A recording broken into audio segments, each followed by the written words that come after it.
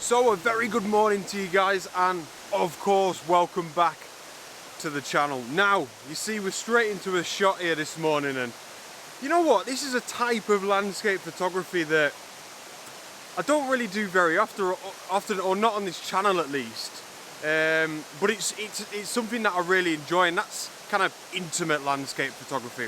Now I've come to a location today quite close to Windermere, and I'm not necessarily saying that the whole video is going to be filled with intimate landscape photography, not at all. But the first shot I'm going to take here is definitely going to be intimate. And I think, you know, if you've never seen this sort of photography before, if you think, you know, landscape photography is all about the big wide vistas, it's something that I probably promote quite a lot on this YouTube channel. It very much isn't, you know, and this is a wonderful type, a wonderful niche of landscape photography that you can try yourself, and you know, it's really fun, and it definitely gets you thinking about settings and things like that, especially in this instance when we've got moving water. So you can see we've got coming down from this sort of lake here, we've got this, I don't know if I want to call it a waterfall, a section of cascades, let's say. I absolutely love a cascade, but what is absolutely class this time of year here in the UK, at least, is we're just coming into autumn, so you get all these beautiful fallen leaves, and around this area it seems to be quite a lot of those gorgeous sort of silver birch, those yellow silver birch fallen leaves. And here, complemented with that beautiful contrast between the blacks of the rocks and, well, the whites of the sort of the cascades, really. It's just gorgeous, and it makes for some wonderful intimate photographs. So you can see I've got here on the front my telephoto lens, so I'm actually using my 55-300. Zoomed in what looks like about 135mm, so you can see we're getting really tight in, you know, on the landscape here. So it's quite different to what I'm usually showing you with the long lenses. You know, I'm up on the side of a mountain and I'm zooming in on certain layers of the landscape. But in many ways, you know, if you think about it, it's the same concept. We're getting some abstract, we're honing in on a certain section of the landscape to really photograph what it is we want to photograph, but just in this instance, obviously, it's a lot more intimate. So, although it might seem as if I've just zoomed in on the cascade and I'm taking a shot, I have actually thought about it. You know, I've thought about which particular area that I want to include in my frame, and all the compositional rules still apply in many ways. You know, I'm still thinking about things like the rule of thirds. But yeah, essentially what it is the whites of the falling cascades, the beautiful blackness of the rocks, and then just a few scatterings of these yellow silver birch leaves. Now here my settings are really important because I'm trying to create an effect. We're basically doing a little bit of long exposure photography here. Well, it definitely is long exposure photography as far as I'm concerned. So I'm starting at ISO 100 because I'm on my tripod, and my shutter speed is my priority here. I just want to capture that moving water, like I said, so 1/8 of a second. Now I've done a little bit of trial and error, but this is where it's quite a lot of fun. You know, it depends how fast the water's moving. I've tried a few at 1/4 of a second. They were a little bit too long, and when we're losing too much detail in the water itself. And yeah, I think 1/8 of a second is working perfectly in this instance. And to get that shutter speed, I'm shooting at f6.3, so I'm opening up my aperture just a little bit more to allow me to get a little bit of a quicker shutter speed. But it's coming out nice, and yeah, it's very abstract, quite arty. Looks a little bit like a painting because we've got that long exposure effect. But all in all, a pretty decent image to start off the day, and definitely something that's a good example of intimate landscape photography.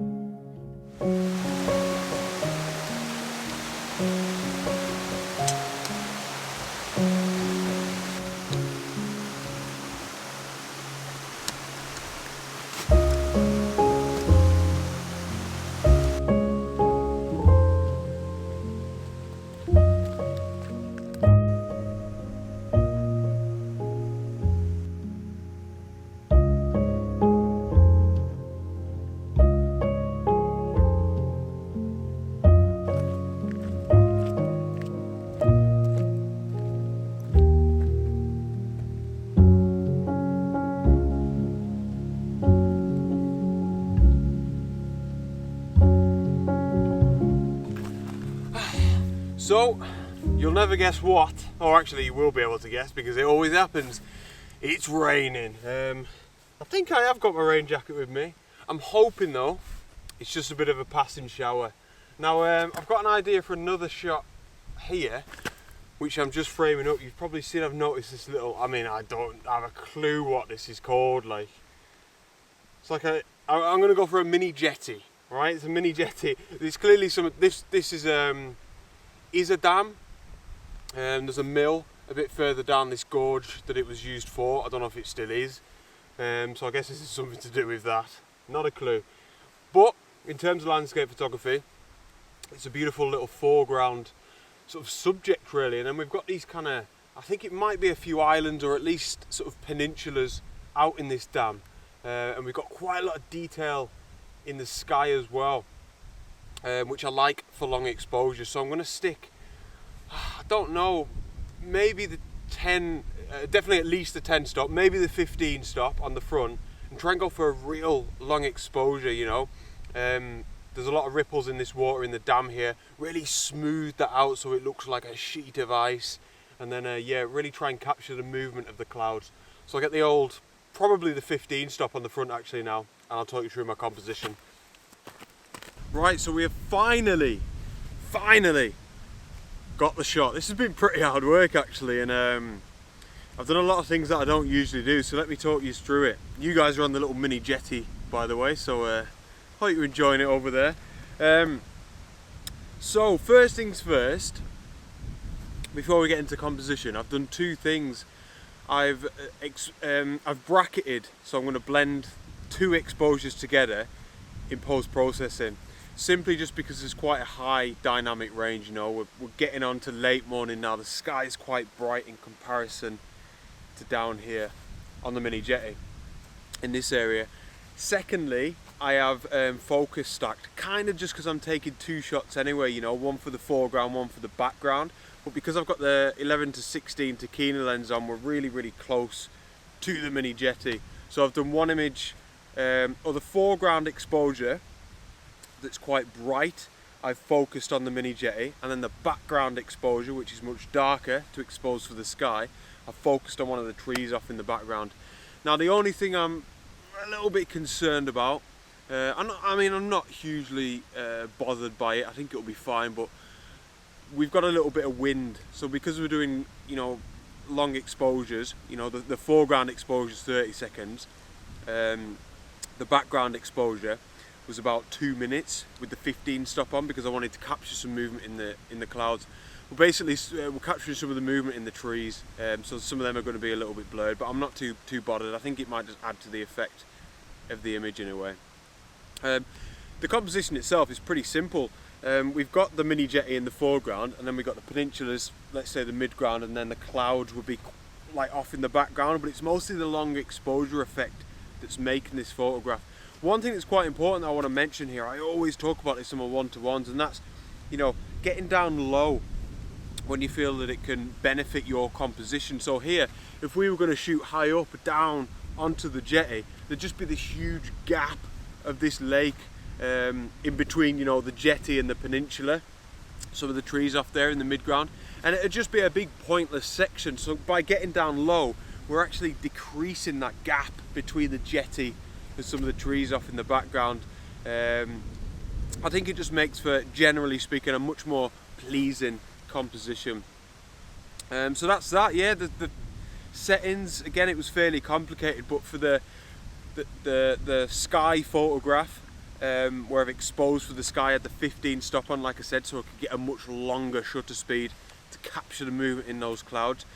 And then I actually swapped filters and I put the 10 stop on, so I did everything really carefully as not to, you know, move the camera or the tripod too much, because remember I've got to blend these two photographs together. But yeah, for the foreground with the 10 stop, I think I said it was about 30 seconds, which was more than enough to smooth out all this lake, all this water, to get that kind of sheet of ice effect, like I said. But yeah, something a little bit different, and I think it's going to be nice. This is a stunning area, guys, to be honest. It's a really nice mixture of coniferous and deciduous trees, which means that we're getting this really nice patchwork of yellows and greens, especially at the minute where we're not quite getting into those gorgeous autumn colours. but I think I can work with that with the landscape photography. It's looking spot on. So I'll show you this one now. Hope you like it, and then we'll do a little bit more exploring, see if we can get a third photograph.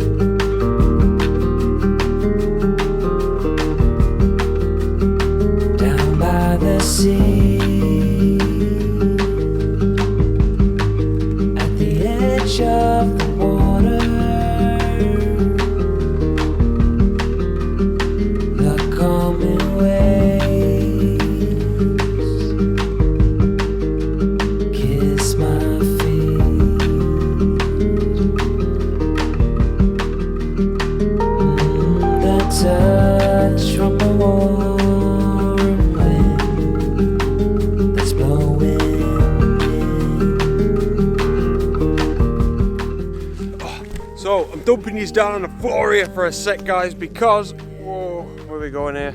I am reacting to the light, so I've got to be quick. I need to get the camera out, get the long lens on, and I'll talk you through my idea now.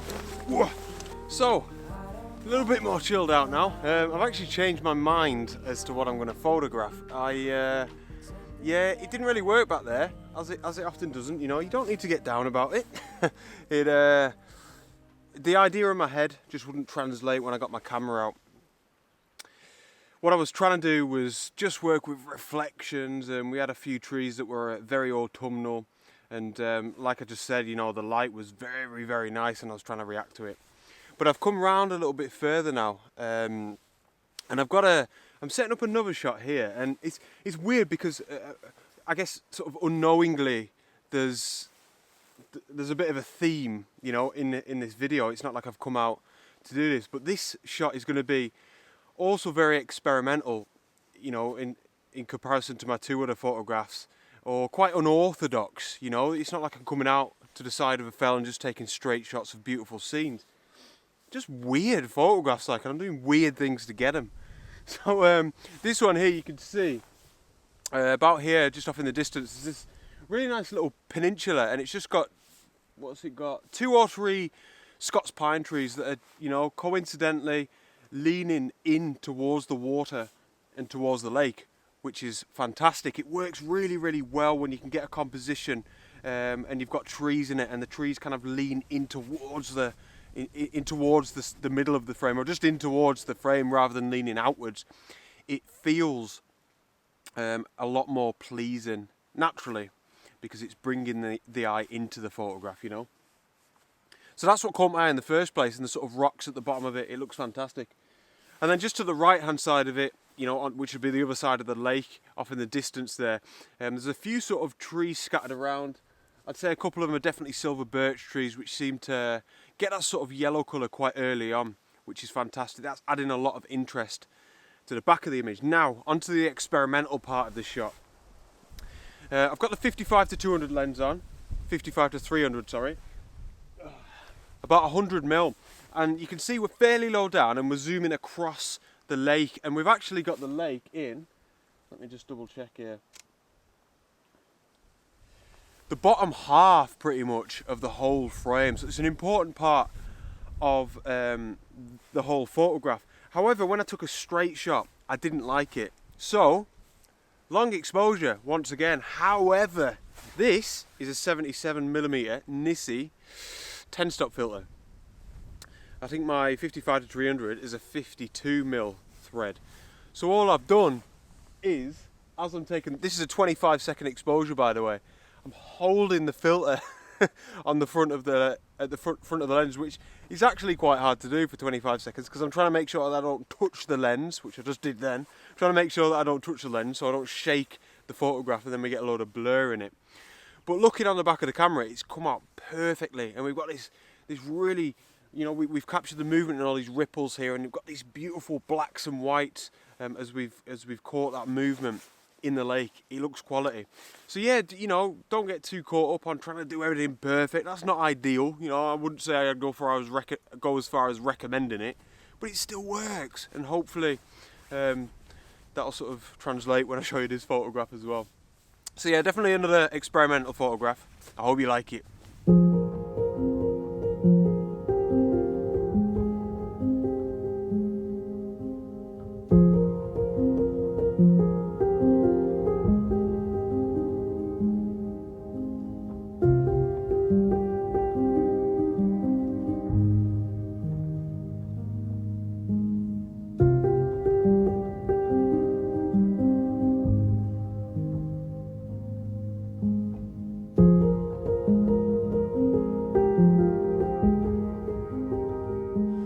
So I just thought of something.